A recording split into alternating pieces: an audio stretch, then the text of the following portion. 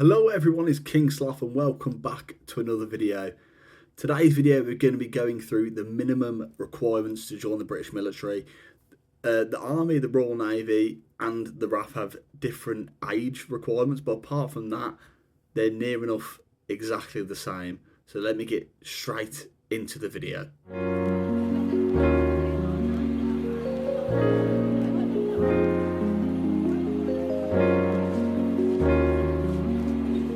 So the first requirement is obviously age.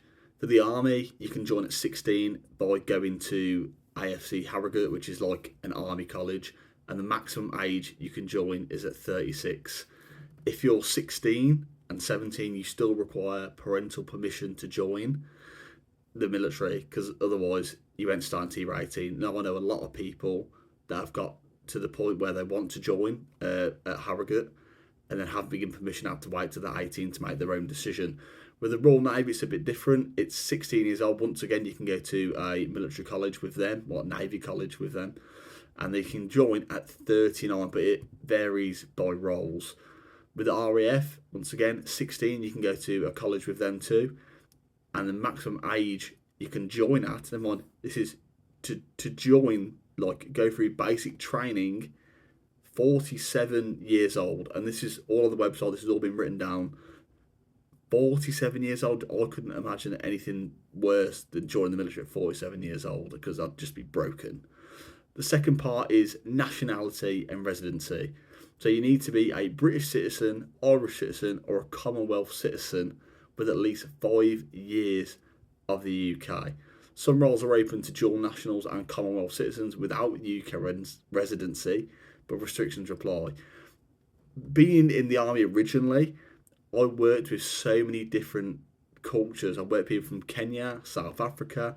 I worked with people from Nepal. The people from Nepal are absolutely amazing, and I don't think the army would function as well without them, because they are some of the best soldiers or some general military personnel I've ever worked with. So I'm glad that we still allow Commonwealth citizens to join the military, because they're so hard working, it's absolutely crazy. The next stage is education. Some people will go like, "What education? It's meant to be like 3 to 4 C minimum." In reality, some roles require no formal qualifications. You can get into infantry, no formal qualifications. You can get into driving, no formal qualifications. Chef, no formal qualifications. You can just rock up, apply for these jobs, but when you go through your recruitment stage anyway, they ask for all your qualifications, and if you have none, they'll be like, "Okay, this is the situation. These are the roles that are going to be open to you." Like some of the roles I've just mentioned there. If they want to go to other roles, there is a potential you can do that. Don't worry if that's not the role you want. During your military career, you can still do education, so you can get your GCSEs up to a point where you can then apply for other roles and then go back to phase 2 training, complete their training, and then have a new role. That is something that I know one of the people I used to work with, he was originally a RAF Reg gunner, and he didn't have the best qualifications at all. He then trained while in the military, and now he's in the Royal Military Police, and the dude is doing really, really well. The next requirements: fitness and medical. With the fitness, you have to meet the basic fitness standards. You need to be able to pass selection. Each selection does vary with what you need to do, and I will do a video on that in the future, because obviously I'm covering a lot of different things on British military content. But the basic things are for fitness, like your 2K run, press ups, sit ups, other tests. You've got like your a bit the thigh pull. You've got to do that. You've got to do a jerry can carry. So many different things that they will mention you during your selection. That's just the basic stuff. Some people like to do their fitness test out. So like, I believe with the RAF, they do it where someone will come to your local gym and they will do it with you. Whereas the army, it's like, we're not going to assess you until you're at your assessment centre and you're all there together, and it works really well. The medical screening is one of them weird stages. You could be the fittest person in the world. You could feel as fit as you can. You could be smashing all the fitness, but they can find little things which become issues. For myself, I had childhood asthma, so I really struggled with that when I was younger. Didn't struggle with it for years and years and years. Now I only get seasonal asthma, so when I get bad hay fever, I need an inhaler. That's just something that I need. But that was brought up, but I got, before I even went to selection, I went and spoke to my doctor, got a doctor's note regarding it saying it wouldn't be an issue, passed across the doctor the medical screening, and there wasn't too fussed. But I have met people who have been abnormally fit, and I have someone here who's probably watching this video who was abnormally fit, like ran me under the ground. This dude was so fast at everything he did, it was crazy. But he failed because he had, if I remember rightly, I'm going to say this now because he knows I'm going to talk about it, I've mentioned it to him already. He had a heart murmur.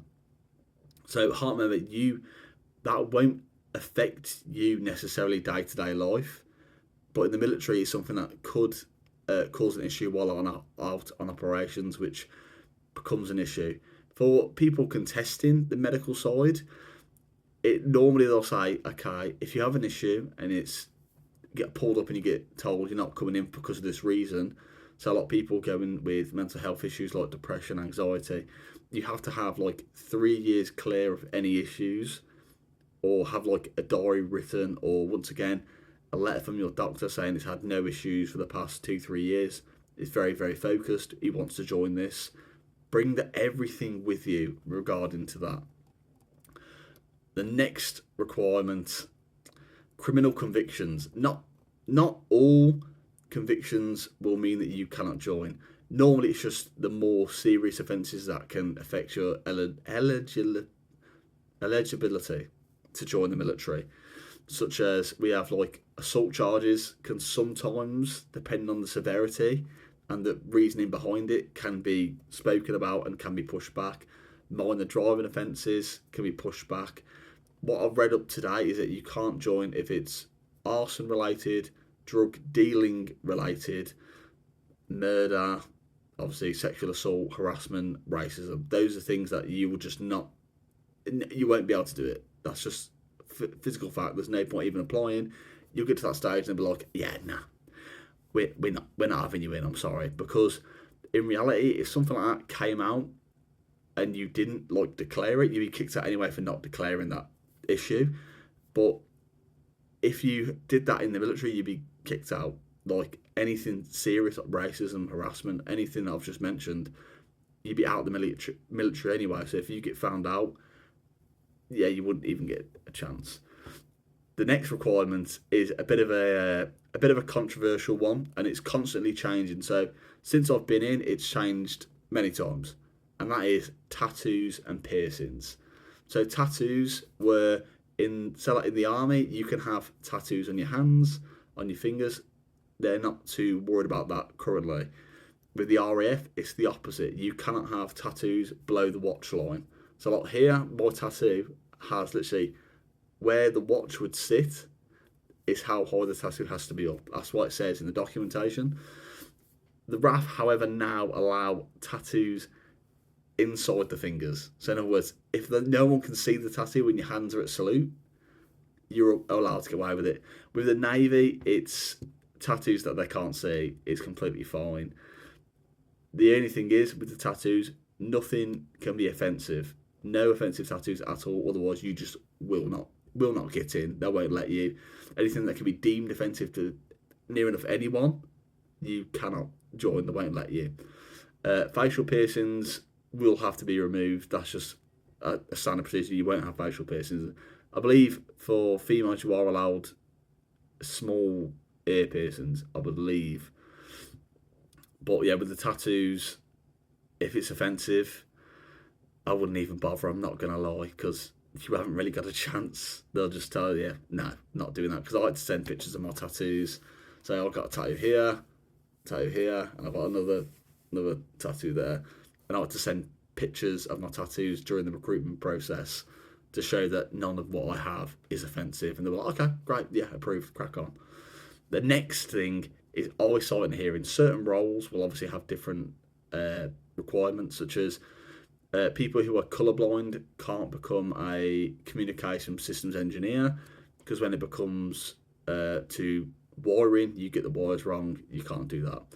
with hearing, if your hearing is bad, in reality, a lot of them times they won't let you join anyway, because hearing, obviously within the military, will get worse. You're going to be working with rifles, heavy equipment, very loud equipment. Like my hearing was okay before I joined the military. So in the army, I worked a lot with rifles, big equipment. When I joined the RAF, I was working with big equipment and jets. Like my hearing's got worse since I've been in, but because I'm already in, they can help me out with hearing defence, hearing aids if I need it. But those so far are all the requirements I've managed to find off the different websites. I've literally written down like bullet points, and hopefully this helps you out. If you have got any questions regarding this, remember you can comment down below, and I will answer it as fast as I can by emailing a couple of people. Like I know one of my friends works actually in the assessment centre within the British Army. So if you need any advice from the Army side, I can get you that pretty quickly. But it has been King Sloth. Hope you enjoyed the video. Make sure to leave a like, comment, and subscribe. And I will see you all very soon. Peace.